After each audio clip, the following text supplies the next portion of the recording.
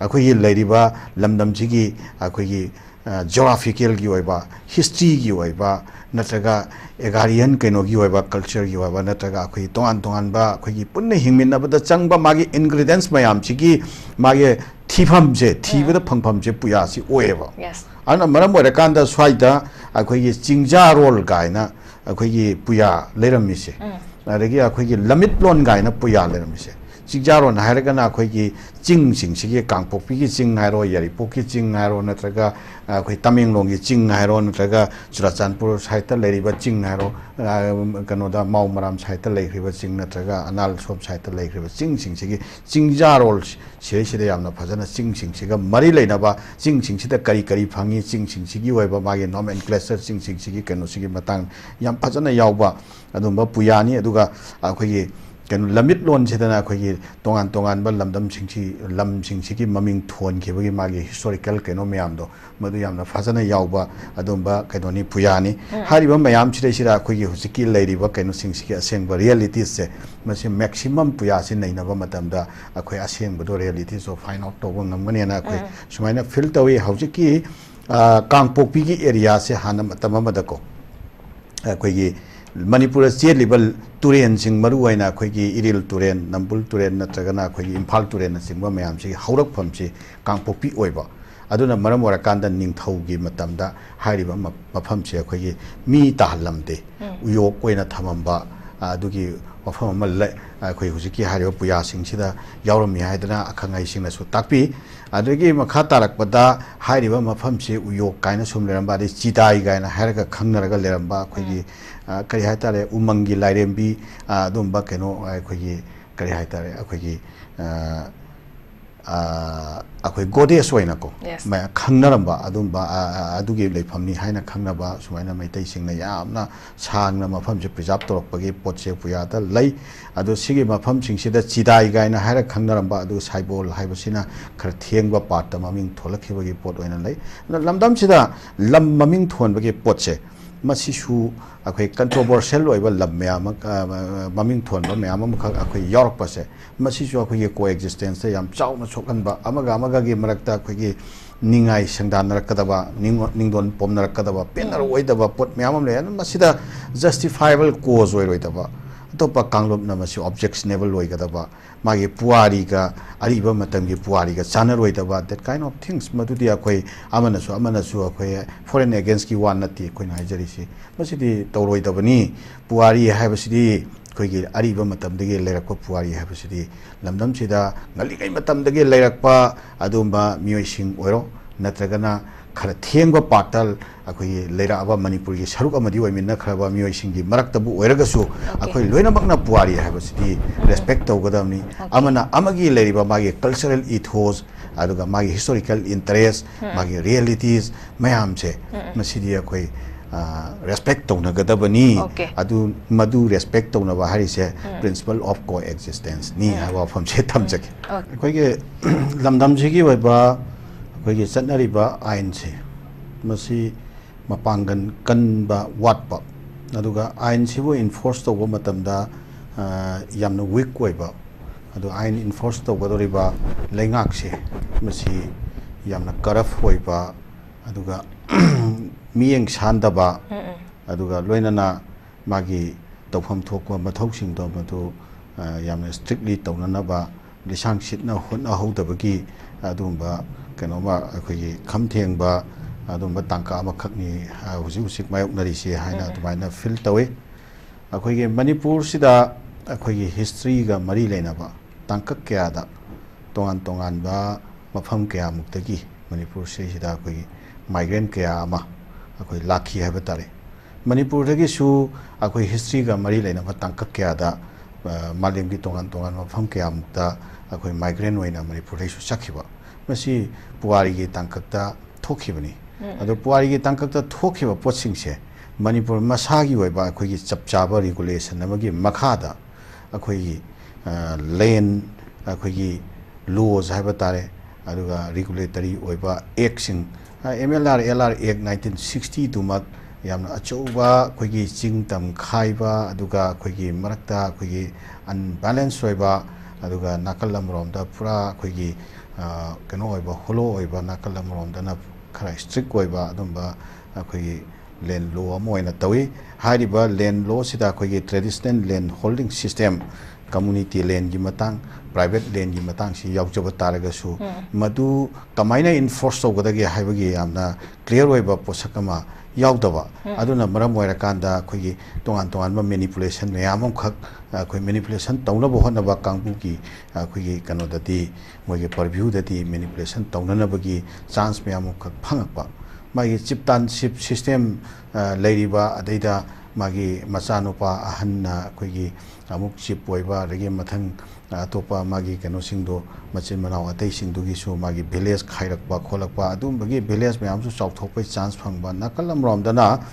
akhoi village anauba ma laaga sema kanda laiba village si akhoi register village si revenue record ta akhoi kano to matamda record to matam register to matamda masi village se kraidi lakpano haiba si proper investigation proper verification phajana tawdana village se akhoi revenue record ta phajana register to salamba gumba that kind of system myam ka akhoi error myam khong mamangda thokiba haitare ne ko aduna maram oira kanda akhoi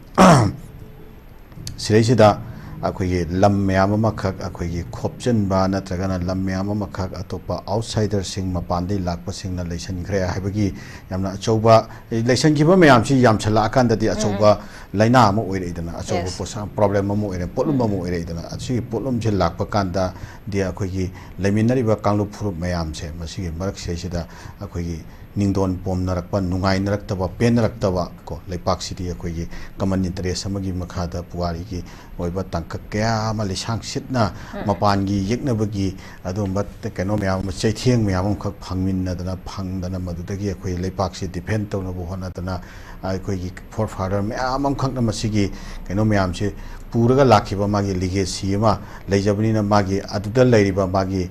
keno do magi historical right amasung historical interest to madudi kanamtana deny to bayaroi daba ana swai matang sida madugi historical right and the historical interest tu ga ngasai ge lam sing sige magi nomenclature se mangak pase masi abnormal noiba mongda nomenclature se mangak pagi tangkak tu ga ani sige marak ta dane ba khoi ge husik laiba contradiction se khoi ge people singe marak ta haiba tare tongan tongan ba community ge marak ta hai tare ko sige marak se sida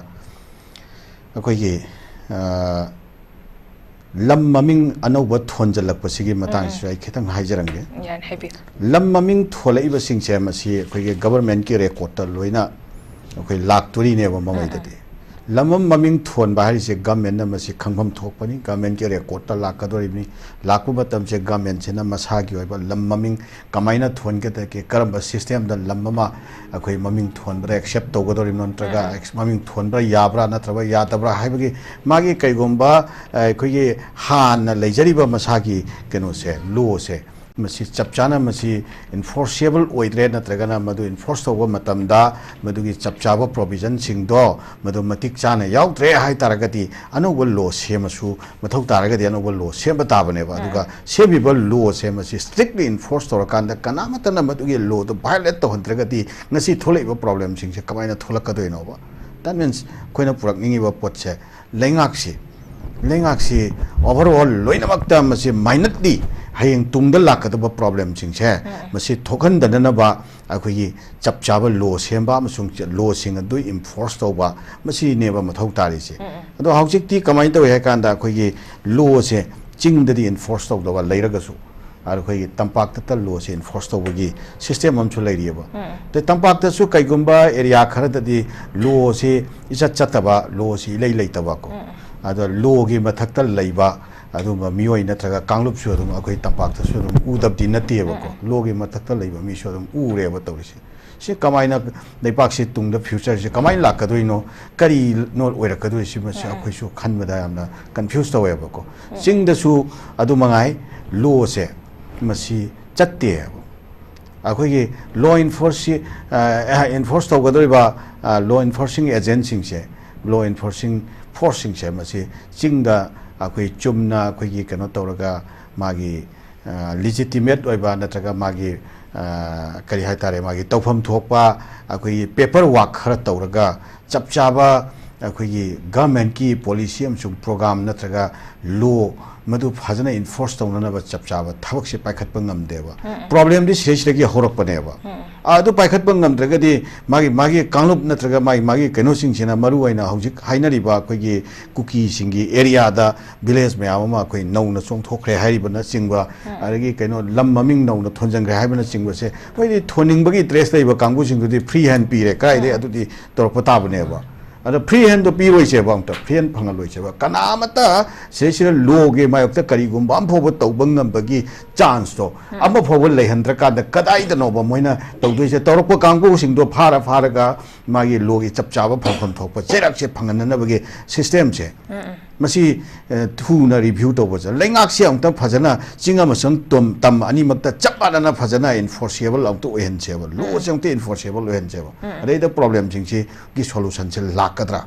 अदगी अनिसुबदा अखोय हुजिकी कांगपोपीदको कांगपोपीदा अखोयगी हुजिक हाइनरिबा साइबोल अदगी करिकरा हाइनरिबा अनोवस थोनले ममिंग थोलकपनी थोलकपा नते हाइबसि मतंगसि coin सुम यंगजब मतमदा सिगुम्बा मयामसिगा मरि लेनबदे अखोयगी मणिपुर से मसी यामना अंगनबा मतमगी civilisation यामना फजना लेबा written history written documents historical resource primary historical resource में आम खक मणिपुर से बरांग कायना लेबा अदुंबा अखोई लेपा अमखक ओइरम्मेबा मसीदा अखोई अखोइना हेक मरक मरकतसु लाउजरिबा गो बैक टू पुया जेना अखोइना हेक लाउजरिसे पुया से पुयाना लोइनमक आंसर ओइरनी हाइबगी वामक नचद्रगसु पुया से द मैक्सिमम अखोई को एक्जिस्टेंस की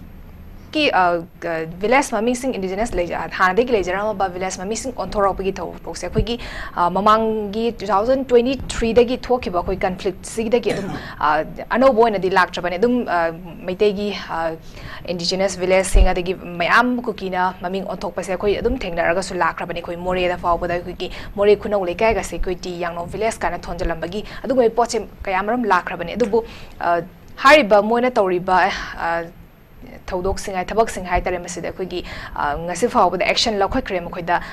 पनिशमेंट पीखराबे पोते हुजु फाव लेबा नत्रि ममिंग सुम ऑनथोरॉपसिना अखोगी मैतेगी हानदगी लेजरमिबा अदुगा अखोगी इंडिजिनस कम्युनिटी सिंगी लेजरमिबा हिस्ट्री मखोगी तोंगानबा लेजरमिबा हिस्ट्री सिंजे अखोई मुथतनबगी पॉलिटिक्स अमा ओइरबरा हाबा क्वेश्चन दुनि लेरिबसे उजा कमाय थमिनिंगे औजके विलेज मखैसे मसिदी अखोई हानगी अरीब डॉक्यूमेंट युमफम ओरगा अरीब डॉक्यूमेंट फजना थिदोगा मसिदी रेशनलाइजेशन ममिंग थोनरिबा खोनरिबा मयामसे मसिदी यामना फजना जेन्युइनली रेशनलाइजेशन नमा तौननबा दुगे प्रोसेस तो मतम खैतंग चांगजु चांगनको यामना फजना एकाडेमिक ओइबा मागी एडमिनिस्ट्रेटिव ओइबा मागी डिस्कोर्स से याम फजना तौबिरगको मसैसिदा अखोई अपेनबा नत्रगा पेनदबा मसी चुम्मी लाली हाइबना चिंगबगी वाफम गासे फजना मुन्ना अखोई ताबीरम मतुंगदा असेंबा अचुंबा रियलिटीज तो मदु पुथोगा रेशनलाइजेशन की प्रोसेस मा चथबा पाम अदुगा लोइनाना हौजिक मणिपुर दा थुइबा क्राइसिस सिगी यामना मरु ओइबा ख्वाइदि हेना मरु ओइबा कोज मा हाइबा तारगति अखोई कांगलुप फुरुप सिंगसिना मागी ओइबा सेपरेट होमलैंड सेमननबो होनरकबा अदुगा मागी ओइबा कांगलुप फुरुप सिंगदुगे मपानदा लेबा अदुगा मियोइ सिंग अखोई मणिपुर की मनुंगदा लाकपा मधु चनकपा अदुगा मियोइ सिंगदुगी विलेज सेमकलकपा अदुगा मियोइ सिंगदुगी अदुगा तोंगानबा मागी केनो मयामा अखोई प्रिविलेज मयाम खक अखोई फंगनबो होनरकपा अदुगा मधुगी मिसिंगदुगा लोइना मसिंग याम खलकपा मसिगी पॉलिटिक्स अमा अदुगा मधुदगी तोंगानबा नेशन नबा सेमननबगी नेशन की पॉलिटिक्स अमा मणिपुर मनुंगसिदा विथिन द मणिपुर तौरकपा नाकल अमरोमदा अखोई लेरिबा मैतै सिंग सिना अखोई मणिपुर की अखोई मौसादगी लेजरकपा अखोई करी हाइबा तारे अखोई हिस्टोरिकल इंटरेस्ट से हिस्टोरिकल अखोई टेरिटोरी से नसे काइबे यारोय अदुगा अखोई हानदगी अखोई प्रोटेक्ट तौरगा लेरिबा प्रिजर्व तौरगा लेरिबा अखोई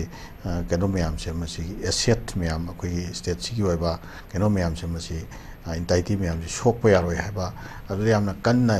केनो ओइरकपा अदुना अनिसिगे मरकता मुक्नरकपा पेनरकतबा अदगी नाकल अमरमदा अखोई tongan tongan ba mapan gi sigumba mot manada ba tongan tongan ba aspiration me amam kha khoi gi sei leirak pa se si gi advantage se mapan gi tongan ba shakti me amam na su mapan gi shakti sing na su phaja phaja na chance lowri yam phaja phaja na lowri ba jani ko khoi gi sei da aseng ba khoi gi isa gi mausa de gi leijarak pa khoi gi aseng ba principle aseng ba history aseng ba magi coexistence ki magi lejari ba ko ye principle samsung mai maram chat hai ba tare masigi myam se masi se yum pham ora kanda akhoi gi leipak se masi kannana ba hona bani hai ba adugi wakhalon do nataba leipak kannana ba gi mingda mapan gi interest me amam khakka polluted ora ba aduga aseng ba di leipak kannana ba tawri bra leipak kaina na ba tawri bra se confused dora ba adumba kaino me amam khak manipur manung siri sida thoi ye ba sinasu akhoi gi ngasai gi separatism gi movement tawri ba kangbu sing sida fueling tawe ba separatism gi apam bahana na already concept tawraga leiraba separatism gi movement tawna ba gi right time ngai raga leiriba makhoi dati asugumba element sing sina fueling tawrak tanja su yawe ba ko masigumba mayam che masi akhoi mayam je amtam phachana akhoi review tawminaraka separate tawba hai ba se lamdam sidagi yamna pikhraba aduga lamdam sidai sida akhoi gi leiriba sing lamdam sida leiriba akhoi gi pat lamdam sida leiriba akhoi gi tu khong leiriba mayam che masi amaga interdependentship oiba akhoi enjoy tawminnabagi amaga unseparable oiba khaidokna ba suya yaroi da ba khaidokna raga hingmada kanglup amata phurup amata nungai ne hingba yabagi adugumba akhoi gi kano oidraba geographical features oidraba aduga historical realities da su bunna hingminaraga dum lakraba sigi mafam se siri separate tawnaba haiba potsimadi masibadi oithokpa yaba pot ama natre haiba se separate tawge khaliba ichili naw singsina si reconsideration ama latragadi lamdam jil leriba conflict se kamai loisan doino sima rani subada akhoi chingdal leriba apik pa kanglup singsigi su haijabagi wani ko makhoi su khudong cha da akhoi myam ama leiri lap khraba mafam amadagi akhoi hospital yaunanaba adumba akhoi maternity gi akhoi gaini gi angang unagadaba kanoba akhoi miron biema wada akhoi sagai toraga pung nipan gi journey lapna laga hospital jorokna bagi leiriba nakala moromda acha thau phauba ngauraga chaba phangdriba adagi gari phangdriba gari gi chathok chasing khudong chaba phangdriba government ki facility mayam government ki leiriba khudong chaba modern facility mayam che enjoy tawba phangdriba sing the people mayam ama khaksu leiriba moigi day to day moina hingbada wana leiriba sigi khudong chada mayam che masi aigi hakchang amada akhoi gi khong da na sokpa kanda khong da sokpa aigi brain da na ba phaweba khutta sokpa kanda brain da na ba phaweba ad haksang gi any part amada sokpa kanda haksang loina maksi na ba phawi na sumaina akhoi gi manipur as a whole siki manung da leriba any akhoi gi oiba people amagi awaba se masi akhoi loina makki awaba ni haiba sigi consciousness amada akhoi gi people se purakpam changeba aduga akhoi gi kaino singna akhoi gi kari haiba tare ukhul da leiba ichili naw tuna awaba se masigi damakta imphal da leiba maitei amsung panganna rally chatpiba government demand tawpiba changeba imphal da leiba akhoi gi maitei amsung pangangi awaba se chingda tamenglong da leiba ichili naw singduna akhoi gi siaroi kaina lorapam changi sumaina amana amagi awaba se aigi awaba dugi wadu ding haktan kauthuaga akhoi santagi awaba sine hena aingonda concern oi kaina khanba ngamba that kind of mindset ama masi keno nate ko utopian nate ko masi bhavna saba monrang gi wari nate ko akhoi punna hingmina ba khunai am sigi mindset se akhoi form tawdragadi sigi mindset se purakna na ba akhoi madugi sigi consciousness se purakna na ba adudaida akhoi khong thangjandragadi government chu social thinkers sing chu adu political thinkers sing adu activists sing natraga loina mak makhal khuding makki le non state actor oi kera state actor oi kera lei mayam che masi sigi akhoi consensus of mindset ama akhoi purakna na ba hona bam change ada kana gomba matang sida ai principle of coexistence da point am ta ga haijo okay kana gomba kalup amaga punna lemina banina kalup ani ge marakta nuaina da ba akhoi issue macham thoe karigomba amade misunderstanding da mase मसीगी वाखैरोनसे मसी मसिंग याम्बा अखोई इचिली नाउसिंगनसु खरेना section बिगदबा area स्वाइता लैयबा कइनो हाइकांदा नंफु हाफुदा ngसागी पोछि लोइसनग्रे हाना खनबा तारगसु मदैदा अखोई पेनतबा अखोई मदैदा clear ओइ हौदबा सेंहौदबा pot लेहौ तारगति मदिदो मसिंग खरा हंथबा कांगलुप सिगी थमोइददि अदम नारगा दम लैनेबा दम नारा लैनेबा सिगी सुमाइना नाबा वाखन नाबसे मसिंग सुम यामछलागदि सुम concept तौबा मसिंग यामछलागदि मदिदो पुनछलाकांदा अचौबा प्रॉब्लम हम लाकनेबा ना अचौबा पल्लम निंखाइरकपसे अपिक इफुट मचा मयामसे मेलहौदबदि निंखाइरकपनिदना अना अखोइना डे टू डे थोइबा प्रॉब्लम सिंगसिदा अखोई कनागोंबा से सपोज अखोई पांगनगी चिलिनाव सिंगा तोपा कांगलुकी चिलिनाव मगा कइनोम तौनरुरेन खल्लसेबा द पांगनगी चिलिनाव दो पांगनगी कांगु सोइरुरेबा द अखोई पांगन सोइरुबनेना आइना अखोई पांगन सोइरुबदो आइना सिंसियरली आइना एज अखोई पांगनगी मिदुना सोइ मदु चुमदे हाइनागा आइना हाइरा कांददी अखोई लेमिनरी बा तोपा कांगलुकतुना मागी थमोइदा लेरंबा नुंगाइतबदो मागी थमोइदा सोमबसे कोखिनेबा सुमाइना अखोई पांगन द सोइरकपदो सोइबा कांगुदुगी अखोई लेबिरिबा इचिन नाउसिंगा नंग तौरिदो सोइद्रा हाइना हाइबिरगदि yes खितंग मदुदा लेगदवा असोपदो कोकने अदु नतबिदा चिन खुमजलगा अखोई मैते चिनाउदगी सोइरगदि आई वांगांगो बाहुना देने तुमि लेथोखरदि अंगसागी अखोई कनोदुना अतोपा कांगलुकी चिनाउदन थमै नागनि सिगुंबसिसु अखोई पुन्ना लेमिनबा तारगदि प्रिंसिपल ऑफ कोएक्सिस्टेंस ता सोलकदबा मसाक ओइबनिना मसिगुंबा मयामसे मसिजु अखोई यंगसनबा चंगी अदुगा नाकल अमरोमदा चिंगी कांगबुसिनसु अखोई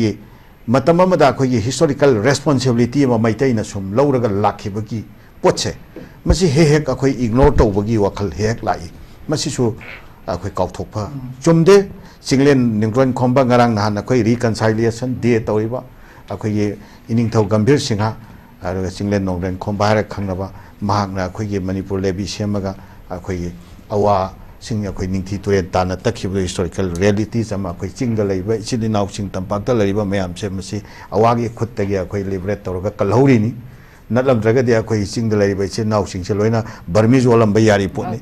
अना सुंबा मयाम अदगी तंकक तोंगान बा तंकक मयाम हम खक्ता अखोई मैतैगी निंथौना अखोई लेबिनरिबा कांगलु फुरुम मयाम से मसीसी एक्सटर्नल गी ओइबा तलाकपा अखोई अचौबा कनो मयाम हम खक पल मैम अखोई कनो साफू मैम पल नाखीबगी रियलिटीज लेरी अदुगा नाकल अमरोमदा मतम अमदा अखोई मैतै निंथौसे यामना पुक्सेल खोजन चाउबा मयामसी फजना खोनबा दुमाइना ओइरगा लाखिबगी हिस्ट्रीसु लेरी अदो हौजिकसु तोहान साफू मैम अमना अखोई मरक्ता कोक गाउना हल्लकपा सेपरेटिज्म की अकनबा इथिल लाकपा मैतै सुम अखोई मैतै मुतलद्रा हाइबगी इनसेक्युरिटी लाक्सलकपा लेमिनरी बातै कांगलु मैम सेगा मिसअंडरस्टैंडिंग मैम लाकपा हुजिक मक्सु अखोई तोहान बा कैनो मैम खक मपानदै थाजल लइयबा अखोई मुतलद्रा हाइबसी कांगलु खुदिक मक्ता सिगी वखन से थाजल लइ फाउनना थाजल लइ सिगुंबा मैम सेना कोक गाउना हल्लंबा मैम से मसी आंतंग फजना रिव्यू तौमिनरगा पुन्ना कलेक्टिव रिव्यू म तौरगा अखोई अपुनबा अखोई लेपाक्सिगी ओइबा कलेक्टिव कोएक्सिस्टेंस ता युमफम ओइबा प्रिंसिपल सेट ऑफ प्रिंसिपल्स समा अखोई आंतंग सेमखत पंगमनना बामसु मदुदा अखोई चपचाना थाजरगा अखोई मयाम से फजना इसिलिना ओइबगी मरीदा आंता फजना हंजनरगा अखोई मयाम से हराव नोकमिनतना अमना अमगी जगह चटपदा सेंस ऑफ इनसेक्युरिटी का से फाउनदबिदा नुसी चानना लेमिनबगी महाउदो